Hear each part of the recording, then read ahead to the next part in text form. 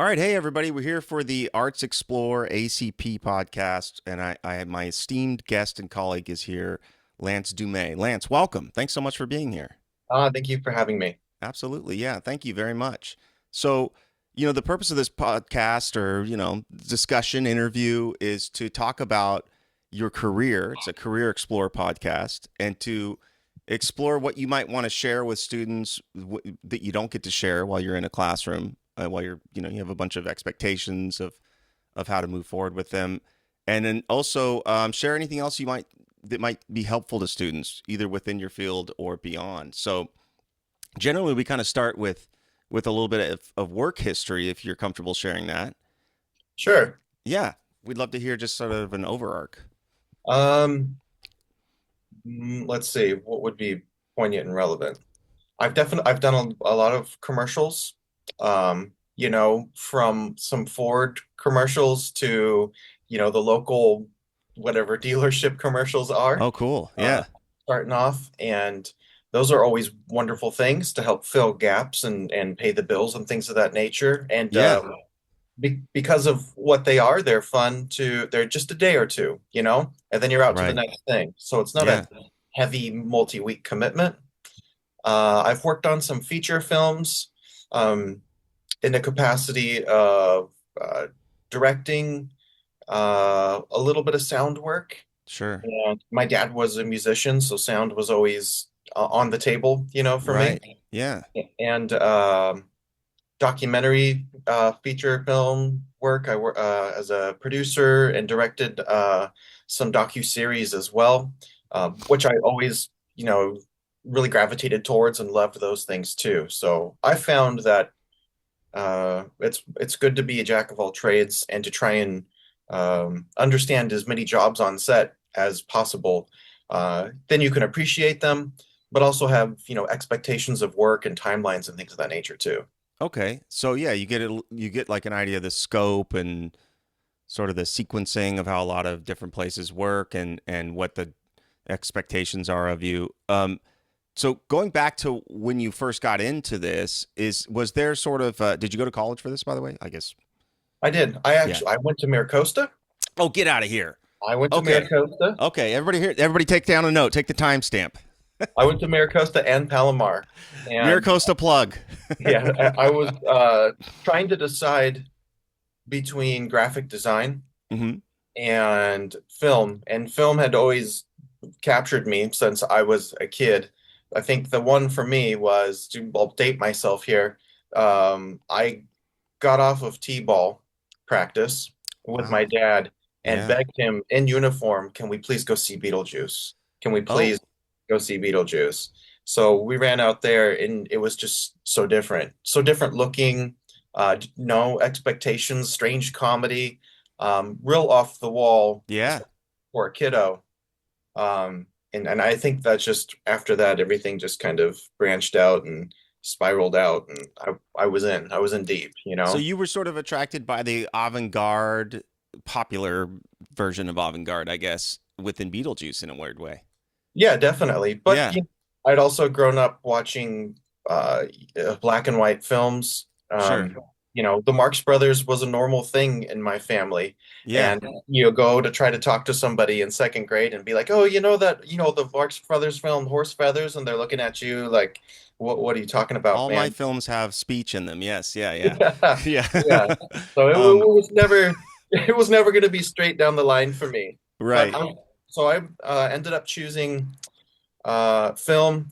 And once I did, it was really easy to kind of snap that track together and decide what classes to take. And I took everything I could. Sure. Um, and I think it was maybe a production class at Palomar. They kind of make you do a film on 8 mil. Yeah. And then whoever does good on that, the class kind of gets to vote, and then you get to direct the next thing for the class, Oh, which there's wow. only 4 spots. So it starts getting competitive real quick, right? Yeah. Um, Mine, and I ended up getting voted in, and I ended up finishing my project, which not everybody does, which is Sure. something to share. It's a hard thing to finish any film is a hard thing. And the professor liked it so much that they entered it into a film festival. And then I thought, wow, if she thought it was good, then maybe I can use this thing to try and transfer. Yeah. So I was looking around, the usual suspects, right? I would say, and I would recommend. Sure. Uh, USC has a good program if you can afford it. Right. I wouldn't go there for producing if I was going to make a suggestion. So I you think wouldn't go there for producing. I It'd be would for go. That was directing. Oh, the you would go there for It was the producing. only thing I would go there for, probably. Right. Right. Right. I Right. That believe makes it's called sense. the Peter Stark program, Sure. and they have amount of money to work off of, but Oh, moreover, they you get do. you get plugged into that UFC mafia, Yeah. and you get that work going. Yeah. UCLA, I think, is a wonderful option as well. Mm. I think even Northridge, CSUN is good, especially if you're on a budget and state school. Yeah. Chapman is another wonderful off. We were just talking about Yeah. Yeah. Chapman. In the arts, I think it is, respected in this area at least. Yeah. Certainly, and especially in film, their department has grown a lot. And then I ended up going to Long Beach, excuse me, um, for proximity to work. I had to work my way through school the entire time, Yeah. Me um, too. Yeah. full time, and I could get into, I think, enough of what I wanted to there, where it made sense. Mm. Geography for me, had a decent program. I wouldn't come out of college majorly in debt, which was always on my mind, Wow. That's good. Yeah. and and then kind of take it from there. Wow, that's great. Yeah, so you didn't, and thanks for sharing the debt thing, by the way, because I think that's a lot of students have that question. I think it's one Um, of the best things about community college. Take the time to figure out what you want to do, and don't lose the farm while doing it.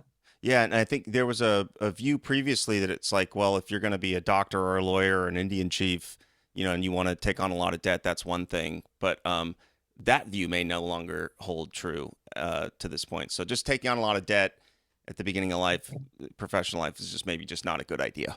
You know? No, I wouldn't. Yeah. No. Yeah. If that's one of the forks in the road, I would choose the other avenue if possible. Yeah, and as someone who did take on and went to USC and took on some debt, I think you can't really anticipate how that's going to weigh on you later on until you're experiencing it. And it's not the end of the world, but it'd be better not to have it down the road. And since the decision is about your life later when you go to college, you may as well be thinking about that in multiple veins. Definitely. I Yeah. think what helped inform that decision was, when I graduated around '08, we were essentially in a recession. Mm, So graduating into a recession is also yes. not something I would recommend if Yeah. possible. Yeah. Uh, so it was kind of bootstraps, and I'll probably have to start making my own work type of Yeah. thing. Yeah. So, but I will say, Cal State Long Beach definitely gave me some nice tools and business cards when I left. I entered in the media track, Uh-huh. and which is compacted. It's hard to get into there, but it's even harder to get into the production track. And kudos to my professors there. Started saying, Lance, you should probably start taking these production courses. And I was like, well, you got 12 spots, and they're like, well, we'll find a way. And they did Hmm. start finding a path for me and pushing me into these things. One of my classes I took in production, which is pretty nice, I got to cherry pick. I will say I was very lucky, and it was all the professors making it happen because I wouldn't have known that I could do that really. Yeah. Um, One of the classes I took was like a special, I don't know what they called it. It wasn't regularly offered, special projects class essentially. Yeah, yeah. Uh, and the professor said, in this class this semester, you're all going to make a short film. It's only allowed to have 3 cuts, Oh, and it needs to be good, and it needs to be, 8 minutes or less. Less would be better, and go like, right. you know. Yeah. And I, from that class, borrowed from Tim Burton and a lot of early German expressionistic films. and I hid all of my cuts in black. Oh, So I probably had 10 or 12 cuts, that were secret cuts. but you could never see them.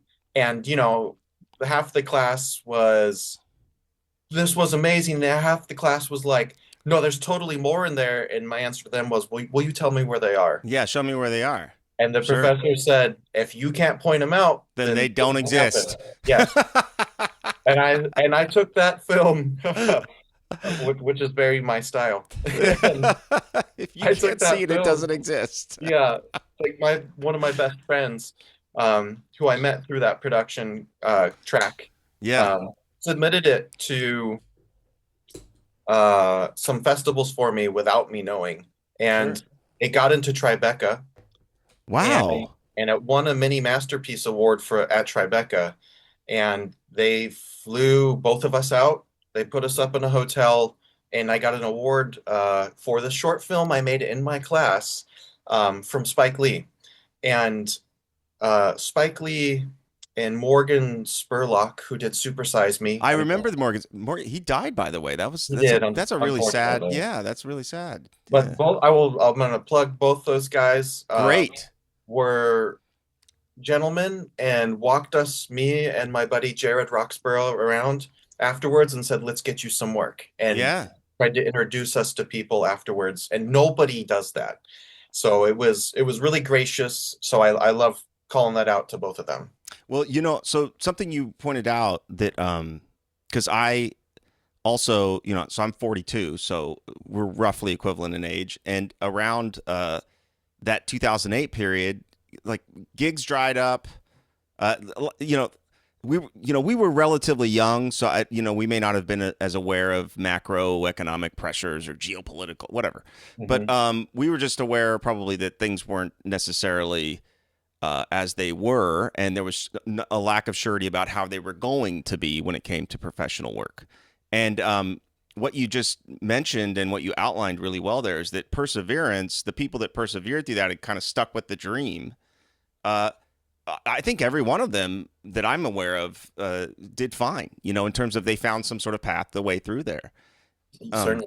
yeah, yeah, I think especially from, that graduating class, maybe one person had some sort of maybe a hookup hmm. to some pretty low level like PA stuff. Yeah, Um, but I know a whole sect of them, maybe six out of that 12 jumped in together, and they kind of were like, we're all making this together, and kind of, chain linked together. And we're, very shortly thereafter working on like 2.5 Men, and Fresh Off the Boat and Blackish, and yeah, a lot of sitcom stuff that is steady work right, in one location, right, and will afford a nice lifestyle. So I think, sure, um, you know, I hear this debate a lot, right? And nothing against either way, because I think there's no one way to do any of this stuff because yeah, it's art, right? right, Um, some people say, well, with Tarantino's like, you don't need to go to film school. Paul Thomas Anderson's like, you don't need to go to film school. And that's really cool. But also, yeah, those gentlemen grew up in LA. They hmm, basically grew up in film school, right, you yeah, know? yeah, So for, someone who's coming from Kansas, or, wherever, perhaps they don't have those same opportunities. sure, I was very aware that this was a good place to learn, to mess up, yeah, to meet like-minded people, and to kind of try and springboard some of that work off. And really, it's whatever you do with it. As I said, I took a special projects class, and it kind of became my first calling card and credit of like, hey, this guy is half decent at this. Let's give him a shot. And there were mm, many, many that, didn't put in the extra time, or persevere, as you said, who probably have a different opinion on the whole thing. So yeah. I think you get as much out of it as you are willing to put in, which can be really tough, even if you're working full time like I was at the time. Yeah, so I think, and the reason I mention this too, because there's so many students right now who feel like they're dealing with that level of unsurety, and whether or not we're going to have, some sort of recession or not, or we're in, I don't know, it doesn't matter. But it's sort of just one of those deals where what do you have control over? And Hmm. it's like your response. You really don't get to control. You can scream and spit in the wind, but it's not going to make a difference. And I think, when being that young age at the time of sort of a financial downturn is actually, I know it seems like it's a bad thing. It's actually a good thing because you're actually quite resilient at that age, and you're capable of taking on some excess stress and uncertainty that can get harder to weather as you get older. So, explaining to students that the conditions that we're in right now are not all that unlike previous conditions in terms of the local and lack of certainty and the changing environments and technology. This is something that's happened many times before, and it will happen again.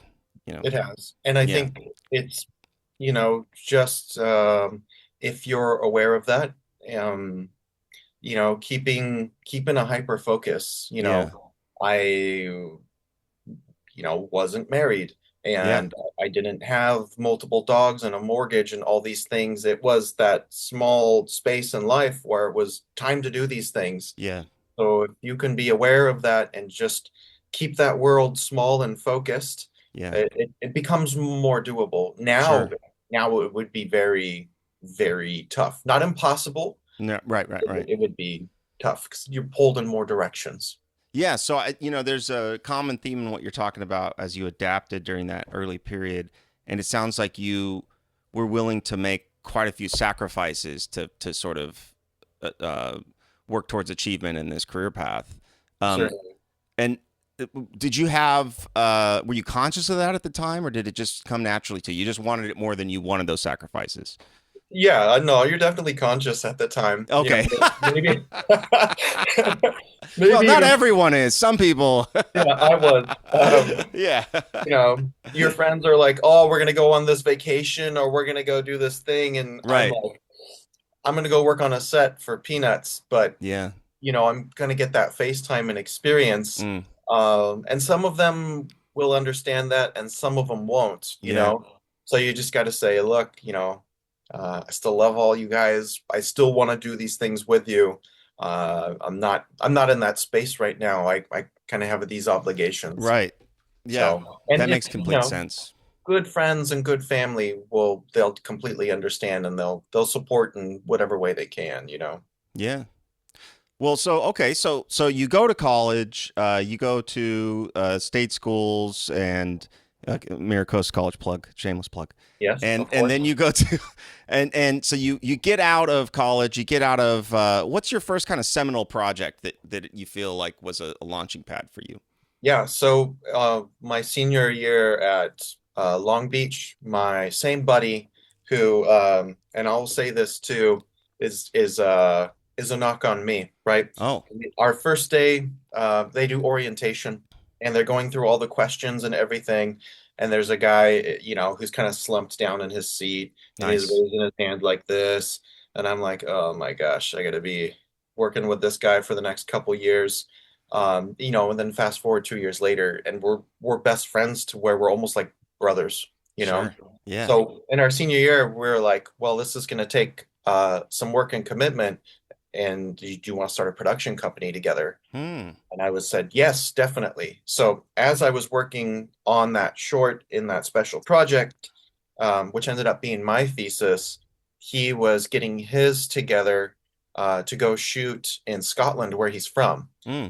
and he had reached out to someone. He was a big fan of MMA, which was kind of newish at the time, Right. Right. Yeah. and I will say the fastest growing sport in the world at the time. He found a interesting guy who was a world champion, but also a writer. He wrote for several magazines, fight magazines, but also like outdoor magazines, and kind of an interesting Yeah. uh, cat. Renaissance person. Yeah, Yes. definitely. Not what you would expect. And Yeah. he said, "Hey, I really like this guy, and documentaries are about as cheap of a project as you can make. Do you want to make a doc on this guy, Evan Tanner?" And I said, "Well, let me look him up because I wasn't as familiar."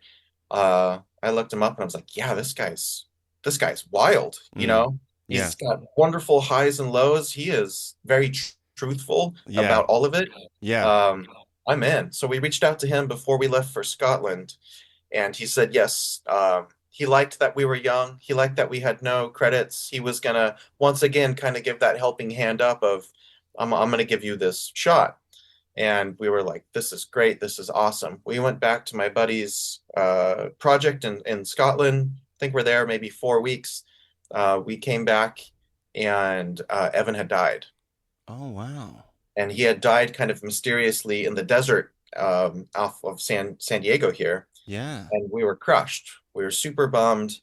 And we had gotten a hold of his sister who lives in LA. She's a photographer. Yeah. And she said, well, I think you guys should still do it. Oh, I think wow. if Evan wanted you guys, you should still do it. So we were able to scrape a little bit of money together and start putting a plan together. We started pulling some of our classmates that we really liked working with. Sure. Um, a gentleman named Matt Irwin was the cinematographer we used. And, especially at the time, there was no question in our mind. Matt basically grew up on set. His dad is Mark Irwin. He did all the Fairley Brothers films. Oh, He did Fright Night, uh, yeah. Dumb and Dumber. Yeah. He's Yeah. Oh, Dumb and Dumber. everything, right? Yeah. Like a humongous list of credits. And Matt Yeah. grew up watching all of this and was super talented. So we started pulling all these things together, figuring out how many people we could interview, and we're able to pick up some sponsorships that were used to be Evan's sponsors when he fought, which was very kind. There was a big clothing company at the time called Tap Out. Yeah.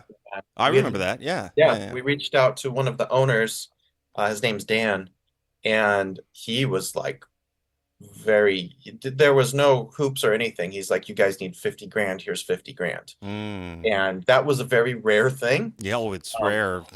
Yeah. That's about also, as rare as it gets. I will say he was also not what I expected either. We went to meet him the first time, and he had built an office. They were making a lot of money. Hmm. Uh, his office was the Fortress of Solitude from Superman. It was like you walked into the fortress of like the big glaciers, and I was like, this is wonderful. This I can deal with, right? We I could can, come here every day and yeah, toil yeah. away. Yeah. Yeah. So we set that up, and we were able to keep that kind of trucking. We drove, I would say, over most of the west side of the U.S., kind of tracing Evan's steps. He's from Amarillo, Texas, and then lived up in Oregon and kind of all over the place, um, trying to, get interviews with friends and family, which is always tough when someone has passed away. Mm, People are very guarded, and some MMA fighters are very aggressively guarded. yeah. So we tread it lightly and we try to be as respectful as possible. Sure. Sure. We were able to finish it up, and it was very independent production, but it got into some of the biggest festivals um, in the U.S. And Yeah. it's kind of a thing where you want to hit some of the big ones, but you don't want to spread yourself so thin that you can't be a presence there as well. Mm, So for us, we brought in another producer. I co-produced on that. I did the sound, and I assistant edited. mm. Where all of us kind of had to wear a couple hats, right? Yeah. Right. Right. And we brought in another producer because nobody was giving us the time of day because we were like 25. You know, Yeah. we needed somebody with a little salt and pepper in his beard, apparently. And Speaking of that, I know, I think that would be us now. Uh, so we got into LAFF, which is the Los Angeles Film Festival, which is like the biggest on the West Coast, especially for the time. Oh, Premiering next to other, Guillermo del Toro had a film out that was premiering there. Drive, if you've ever seen Drive with Nicholas Winding I Refn. have seen it. It's really good. It's I really got to good. go to the premiere of it, Yeah. and I'm like Yeah. sitting next to this super loud, tall guy, and I'm like, like I'm loving it, he's loving it, and I'm like, oh my gosh, I think this is Jason Momoa, and he's like, he's a monster, right? He's Right. thoroughly enjoying this film as well. So we were having a great time. But also, what they do is they put you in direct competition of other films when they're programming. And this is important to know if you're going to jump into this field and you get into a film festival. So ours was considered a sports doc. I would say yes, it definitely is. And it was going up against another documentary called Senna, which is about one of the most famous F1 drivers of all time. Oh, This is about 2010 now. It takes okay. time to shoot a film and edit it. And I think we came back with 300 hours of footage, which is way too It's much. a little long. It's a little Yeah, long. it's a Yeah. little bit much, but you never know. A little ring cycle-ish there. It's a little too long there. It's a Yeah, little. but I will say, having too much kind of saved us a couple times. Hmm. So, people sometimes when you're interviewing somebody about a family member or someone who has passed away, may not be as truthful the first time Huh. around, and they'll talk to people other afterwards who did interviews, and just I've had several people without naming names call up and say, "Hey, I did you guys a disservice. I would like to kind of set this record straight a little bit." And then Interesting. you got to figure, you're like, can I trust this person anymore? Or are they going Yeah. to, which one's the truth What's at the this point? motive here? Yeah, Yeah. what's the motive? So Yeah. it becomes tricky. Yeah. But we're at this fest and we're getting programmed next to Senna at the same time at a theater right next to it in Los Angeles. And um, we are beating it out 3-1 in ticket sales. Hmm. And it's now we're getting 3 times as many viewings. And the day that that happens, like 3 or 4 distributors contact our producer and say, let's start cutting some deals. Yeah. So we were able to pick up distribution there, and that was the first big one, that again kind of became our calling card at the time. Wow. That is quite the story. And so, I'm sort of trying to, as you're telling this story, I'm trying to embody a student or a young person that's hearing this and deal with some of their objections in real time, which is what I'm, yielding my questions now. And Right. one of them is the lack of surety in something like this. As far as, is this going to work out? I'm waking up every day and I'm spending a lot of time on this. What's my ROI, if you will? I mean, were those factors in your decision making here, or were you just going? You were just going. No, they're definitely factors. More for me because I didn't have a safety net. Hmm. By the time I said yes to this documentary, I had left my full-time job, and both Jared and myself had decided that we ended up calling our production company Tough Crowd Productions Hmm. because when we would screen films, there would be students in there that would just shred other people's films, Oh. just like no holds barred, and we'd go, well, it's kind of a tough crowd. And it ended up being our company's name because of that. Oh. But throughout this shooting, right, Uh-huh. interviews, things of that nature, first we had to decide what were we willing to take as our day rate. Right. Our job, various jobs, whether it was sound or co-producing for me, Sure. Sure. and then in post-production, assistant editing. But we were always filling in gaps with commercials. Mm. Commercials were keeping us afloat, and we had one guy in particular who was named Rob Friedman, was running an advertising agency out of Calabasas called Hmm. Tumbleweed. And gosh, I want to say we got a hold of him through and I don't recommend this, but I'm just going to say it so that it's truthfully said. MySpace. It's MySpace, isn't it? It's MySpace. No. No, through Craigslist. Oh, Craigslist. Okay. This That is could go not better. terribly wrong. It's Not not better better. at all. And but he ended up being one of those guys who was, a little bit older than us. Yeah. And he said, "Hey, I was there. I'm Yeah. going to give you guys a shot." And, we basically said, "You won't regret You won't this." regret it. Right. And And then we you gave delivered. them, yeah. And, Yeah. a couple of those things we won awards for in LA for being like, small town commercial, local dealership type things. Right. Uh, but, that played on during like the NBA playoffs and stuff like that. Sure. It's kind of like that thing where you're like, oh my gosh, these commercials. Yeah. Um, so there was always filling in those gaps. Yeah. Yeah. Right. I don't want to make it seem like, we had this one gig and it just paid all the bills and it was sunshine and rainbows after that. It was always, feast or famine, you know. So, I mean, what I'm hearing is this was asynchronous, this process, even more than one might think.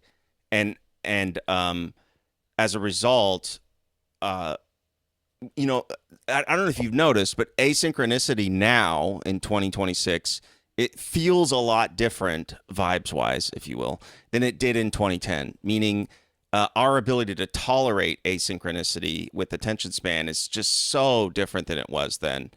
Yes, And it sounds like that is one of the qualifiers to you being successful here was your ability to tolerate this kind of ongoing, uncertain path and sort of look upward in trajectory at the same time. it is. And some days it's exciting, I will say, Yeah. because you're not showing up to the same place every day, and every day is kind of new and different. Yeah. But I will definitely say there's those days where you question it and you say, boy, I wish I just had security. I wish it was just a 9 to 5 and this, that, and the other. So again, you really just have to decide, can I do this right now? And once you figure out that answer, and if it's yes, you're all in. You have to push all the chips in. Yeah. And sometimes things will just, it is ridiculous how sometimes things just work out. So our thought was, if other people have done this, then I can do this too. Even Yeah. if it's not as good as some of the others, I'm gonna give it my shot. Yeah. That's sort of like that rationalization shot of, if other people have done it, I know I can, it's possible for a human to do it. Right. And so would you, how much of your, like how solidified were your goals? Would you say that your goals were incredibly clear and sort of itemized and stepwise for you, or would you say they were more ambiguous at the time? I think for me, it's kind of project to project. Yeah. You know, um, I just I have my long sights of boy, here's a passion project, Mm-hmm. but because at that time we had kind of been through the ringer a couple times. Sure. Um, I ended up pulling it back a little bit and try and stay as realistic as possible, and also just recognize that um, how silly lucky we were to be doing some of these things. Yeah. I Right. did have friends that left and weren't shooting a commercial that day with some of his best buds under the sunshine. Like that's crazy. And it's Yeah. crazy. The special commercial work pays really well. Yeah. Yeah. Right. So Yeah. you grab as much of it as you can when Right. it's there. And so you can again stretch out those feast and famine. So for me, I've always had to be a little more realistic. But I did some of these things you have to take risks. I was offered a ridiculously low budget feature film that was like a thriller horror thing, and I was really on the fence about it, but also didn't have any feature length anything up on the horizon. Mm-hmm. I ended up taking it, and it was a nightmare. Oh wow. Wow. So the cast and crew were really good. The producer was not good at listening Yeah. and had their sights on that end goal. Even, even if they were shooting themselves in the foot a little bit, Mm. where you're like, look, I know this is shoestring and I know things XYZ, but you're cutting things where this is not going to make sense anymore. Yeah. When we got to the end of that road, I was like, I couldn't believe that we finished it, was number one. Yeah. And also, I wasn't 100% sure that we finished it, is number two. Sure. And he had a connection. We had a sit down meeting at Lionsgate to screen this, Sure. which is very exciting and very Still fun. exists to this day. That's Yeah. yeah. Right. It's And incredible. they have some subsidiaries as well, like Yeah. Yeah. Grindstone picks up a lot of things via them. But we went to screen this thing, and this is just an example. Um, because he wanted to save money, he had not done sound mix on it yet. Hmm. And I sat down to that meeting watching it with some Lionsgate acquisitions people, and I didn't know this. He didn't share this information to me, and I don't know if you've ever watched dailies or raw Yeah. footage, It just sounds like someone's cell phone footage, basically, or or worse. there's nothing, Yeah. or there's nothing. Like there's literally scenes in this thing where there's nothing Yeah. because they were Just MOS imagine shots. dialogue here. Yeah. Yeah, I, I might be the maddest I've ever been and most embarrassed at the same time. Yeah. And I was like, I'm done. Like I can't. I can't, like, I don't regret the experience, but I regret this working on it with you. And ultimately, a guy that I know did the cut of the film that I sat down next to him with, and I wouldn't say it was great, but it didn't Mm, have the money and constraints at the time to be great, but it mm, was decent. yeah. Um, but he didn't feel like the runtime was long enough, this producer. Uh-huh. So he put in 15 more minutes. And I watched that cut later and I was like, I don't even know what this is. I wasn't here for some of these things. Sure. I kind of it just was like, oh my gosh. And So I you were directing definitely, this film, right? yeah. Uh, I, Generally, they're around for parts of the. I thought so. So You that was know. a huge learning experience, which I wish I didn't have to go through, Yeah. but it definitely chopped me down a couple notches. I was feeling pretty good about that feature documentary we did was called Once I Mm. Was a Champion, Wait, and our say it one more time. commercial It was called what? Once I Was a Champion. Once I was a champion, folks. Okay. And you can probably stream it for free now at places. But I definitely, it took me down a couple notches and had to kind of reset and be like, I am going to be way more discerning about what I'm doing after this because of that experience. So I guess in Yeah. a way, I kind of have to thank that person as well because Yeah. I'd never had that experience before. Um, but it is kind of what it is. So I think after that, after Once I Was a Champion, after that film, um, I kind of was like, jonesing to shoot something else again, and started working on a project called Handcrafted. Hmm. And Handcrafted was a docu-series about artists and craftsmen that make everything by hand. And because I had gone, while I was working through school, I was working doing product development. And whenever for like some surf companies and for some bicycle component companies, and that always fascinated me, the people that said, I could send this out and get it done at 5 different places, but I'm gonna do this. And Mm. when it leaves my shop, it's mine and you know it. Right. Right. So I had told one of my best buddies, Paul Salmons, is a cinematographer. Uh-huh. Uh, like, hey man, I can't pay you anything, but if you don't help me on this, then I'm gonna go shoot it. And he was like, no, no, no, we can't have that. So Yeah. Yeah. at my poor shooting skills, so he came with me and we just went out to some of these places. A place called Troy Lee Designs does a lot of custom helmets for the fastest racers in the world, Oh, wow. and custom in shape, but Yeah. also their paint shop as well. So we got to go there and just nerd out with some of these people that are just wildly talented. I Yeah. mean, we did a series on what they were doing for the pit crew for NASCAR, where they had to cut these helmets to get more visibility out of them, and and have all the sponsorship paint and all that stuff.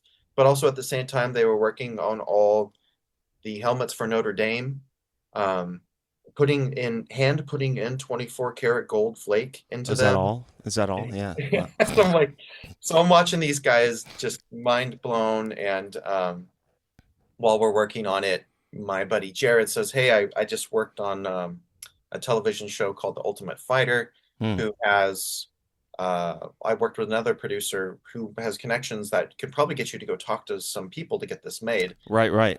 And I'd inked a deal with Fuel TV, which doesn't exist No, anymore. I remember. I know it well, actually. I worked Yeah, for a producer named Derek Snowden for years, who was a operations manager for Fuel. So yeah, awesome. yeah, And for me, Fuel was like an easy turn on whenever I got home, right? yeah, yeah, yeah, yeah. So it seemed right up their alley. Unfortunately, at the time, they were that ship was starting to It go was on down. its way down. Yeah, right. So it was like I had something and then Yeah, I yeah, yeah. lost I know. it, you Yeah, know. and those are some of the worst because you think you've arrived, and So I yeah, rope in this guy Matt Heitman, who is wonderful and just has immense work ethic. Like he picks up the phone and gets it done. yeah. And Matt was able to connect us to some guys, and we got meetings, pretty much everywhere we wanted, with Discovery, with Travel Channel. Destination America, any basically anywhere where you could see this kind of show playing. Sure. And this was all new to me, but this kind of docu-series, kind of reality type thing. And basically what they try to do is they offset costs of the productions by bringing in sponsors per episode. And I Yeah. said, well, normally that would make me barf, but I will say, um, if we can find sponsors that also do handcrafted stuff themselves, Oh. then I'm in. And they brought in an agency, and a gal named Kelly Mullen did that. And we had some great, sponsored Quicksilver, um, Yeah, I remember Quicksilver. Yeah, yeah, making yeah. a full line of everything made in hand in Wow. shop in Orange County. Yeah. Basil Hayden, which was like a whiskey company, Huh. they craft all their stuff in house right there, and a couple others. And we're like, cool, let's get this thing going. Now, what I had shot didn't have a host. I wasn't like a big host fan. Hmm. It was going to be kind of like Narrated or something or this American Life type of Oh, thing, okay. Yeah, I right? love those. Yeah, yeah. Yeah. And they said, well, that's not going to fly. So I'm like, all right, who are we talking here? And their first kind of people that they said were these like Ty Peddington kind of flippy haired guys. And I'm like, dude, I can't take these people. I can't take this guy to the Ozarks, Yeah, right. to a guy who lives in a cave who makes clocks by hand and has Right. like a bird living in his beard. Is not going to trust It's this not guy. going to work It's with not going to Ty. Yeah. it's not going to go well. There's no mirrors for makeup there. No, There's no. no. So the first name out of everyone's mouth was Anthony Bourdain. Oh, wow. And someone reached out and they're like, he's busy right now. He can't do it. It's not a no, he just can't do it. Hmm. And I was like, cool. Some other names were Nick Offerman. Yeah, I know. Yeah.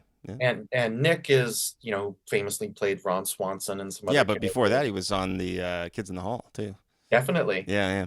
And but he also has a wood shop in Los Angeles. Sounds And right. he builds doors, he builds canoes, he does it Yeah. all Yeah. himself, right? I'm sure while Wow. eating bacon and all these things too. And I thought that was a great option. And then Kelly had thrown out another name because he had just come off doing a series, um, and I thought that was pretty interesting. She was like, "Well, what about Henry Rollins?" And for me, like I'm I into it. I grew up, I'm ready. listening to Black Flag, and I was like sat forward, and I was like, "You get Henry in here, pretty please," Yeah. you know. And then he was there next week, Wow. Wow. and we said, "Are you cool with it? Is this the crew?" And he's like, "Yeah, I think this is really cool." And I Yeah. like Henry because he doesn't have a bone in his body where he could lie. Yeah. Whatever is happening up here It's is coming what's out. going to come out Yeah, here. right. So he would be able to talk to these people and it feel legit and authentic for them. Yeah. So that was all kind of looking good and plug and play. So there's a break. Unfortunately, over the holidays, nobody works, right? Mm. Nobody works at mid-November through all the way through December. Nobody does anything in Mm. television. And Yeah. I don't know how people survive, but that's what happens. And we came back in January and they said, oh, I think it was Travel Channel was our kind of main person at the time. They're pulling back from it right now. And I was like, shoot. So I asked Yeah. my buddy Matt because I was unfamiliar.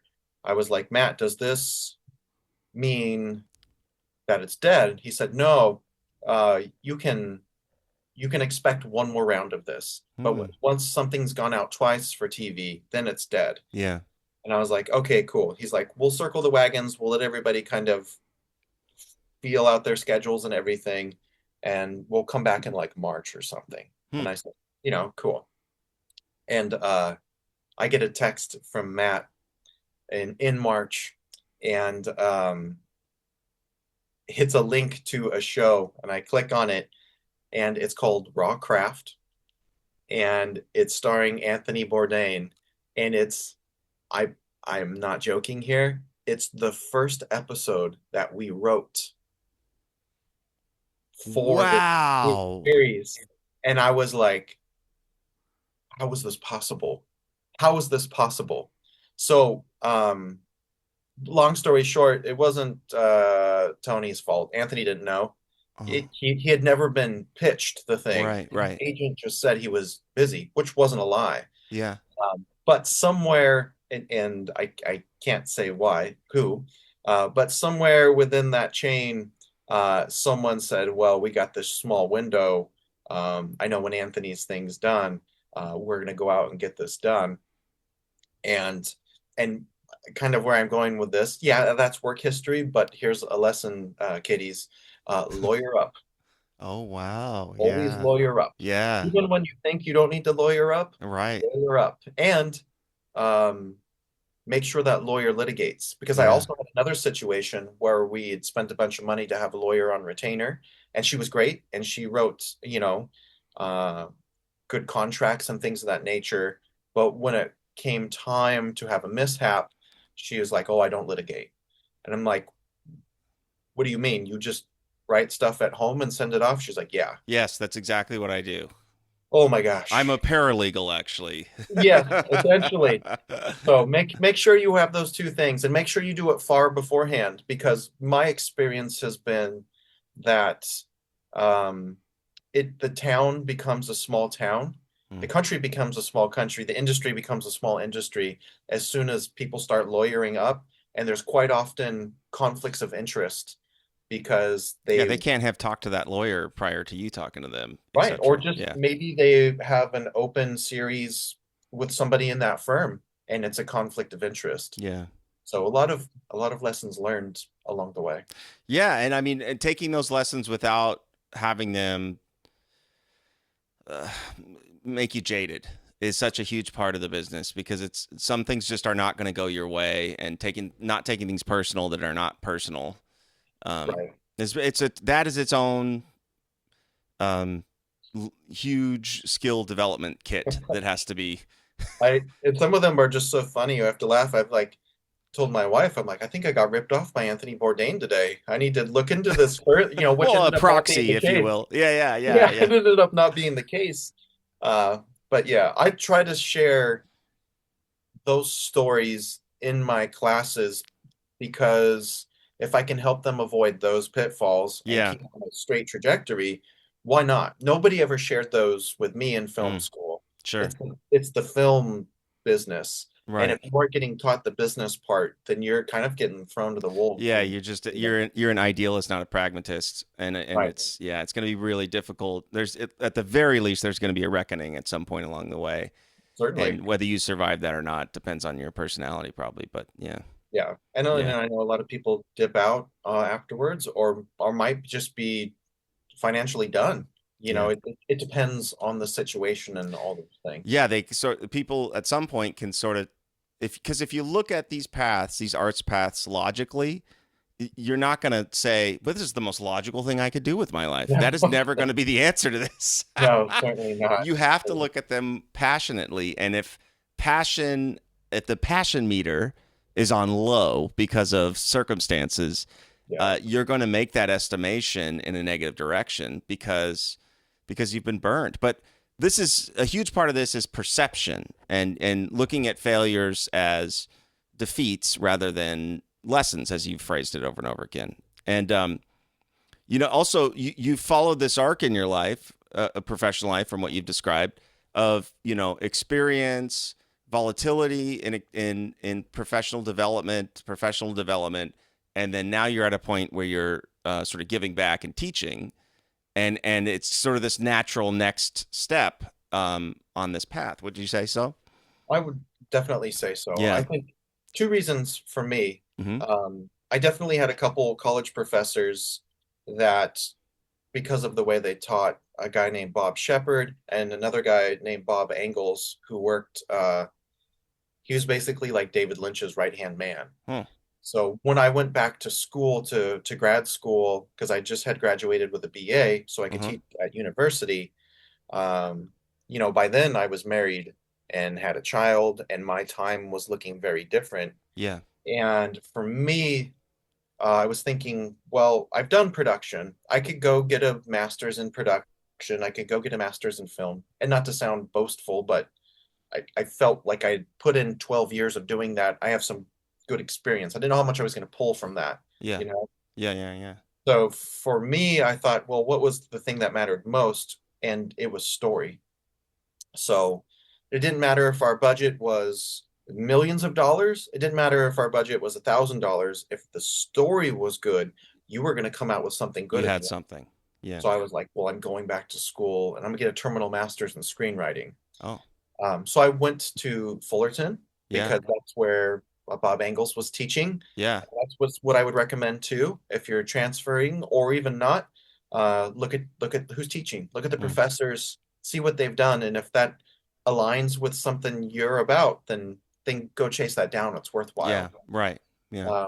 So I was really enamored, obviously, with the idea at teaching college. I wanted to give back because several had given back to me. Hmm. Like I had said before, um, it felt it felt like it was important. It Yeah. adds a little stability. I won't say it's perfect, No, it's uh, wildly imperfect, but so is the business too, you right? know? Yeah. And it does work out in a way that if I ever need to dip my toe or want to dip my toe back up in the industry, Oh yeah.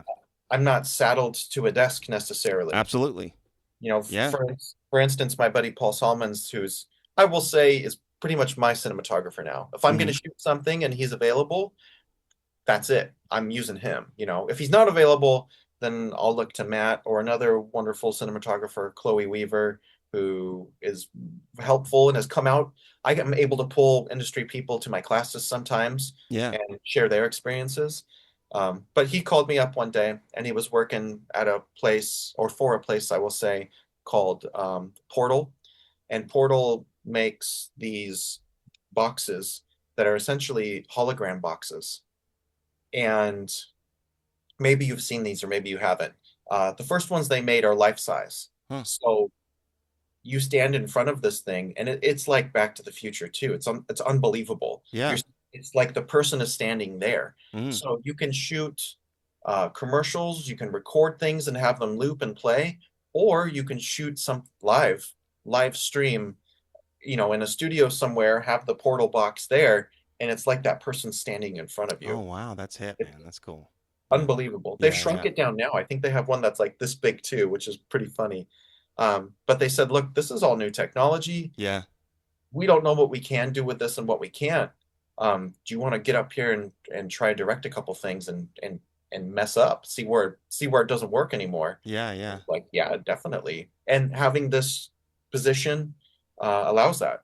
Right. You know, You can sort of move on to some frontiers that may or may not have bear fruit, and it doesn't affect your bottom line moving forward. no, Yeah. certainly Yeah. not. And Yeah. then, I can come right back and say, to that next generation that's going to do it, Here's hey, the this is frontiers. coming Yeah. down the pipeline. Right. Exactly. Yeah. Yeah. And that's a really value. And when you talked about teaching, you basically just described mentors that you had, and then your desire to offer mentorship to people. And I think that's really where the value is in college for students, beyond their capacity to find knowledge and then cipher through it and decide what's important and not important, which can be difficult. So a teacher helps you with that, but that's more of an instructional role, whereas a mentorship role is here's how I did it. Here's why 2 7-year-old girls could tell you what you're doing wrong right now, Right. because it's so they could tell us what we're doing wrong. By the way, go to bed Right. earlier, get up. Yeah, anyways, but and so that's why that mentorship thing, you accrue all this knowledge and you realize, uh, I got to give this back to somebody, because it's just overwhelmingly, the desire to it is so strong, you know. So that's amazing. Any parting thoughts for students that are moving forward in life? Any patterns you see? Yes, I will say, and this in some ways wouldn't be different than probably what I was said 10 years ago. I think that especially the arts have changed a lot with Hmm. AI. It's Yeah. very hard to, not address that. But I will say that doesn't make it impossible Yeah. because graduating into, a recession or any of these speed bumps, a producer that apparently directs when you're not there. Um, And edits. yes, there's yeah, there's a way. there is a way. So what I will say is like what I said before, if you are passionate about production for film, if that's the avenue, or even if it's media, do everything, do every aspect of it. You never know what's going to be called upon you when you're on set, and there is a space for people that want to see it done by people for people. Um, that that kind of going through the tempering of the flame and all those things Yeah. has relevance. And I will definitely say, and this is just from the business side, Hmm. Gen Z goes to the theater 27% more than the other generations go right now. Really? And that's within the last 2 years, and that's climbing. So Wow. a lot of this is up to you. If you Yeah. don't like this one thing, then don't put your time there. Sure. If you do like this one thing, then put your time and money there, Yeah. and you'll start bearing those fruits. Right. Right. So I've seen a lot. I don't think it will be easy, but I do think there's an avenue. So if you're stressing on it, just be smart. I was always smart. I always, I had to work my way through college. I'd worked a couple, different kind of gigs if I had to work, on certain sets and things of that nature. But it can certainly be done. So Yeah. surround yourself with a good crew. Find those like minds, push each other to get it done. All right.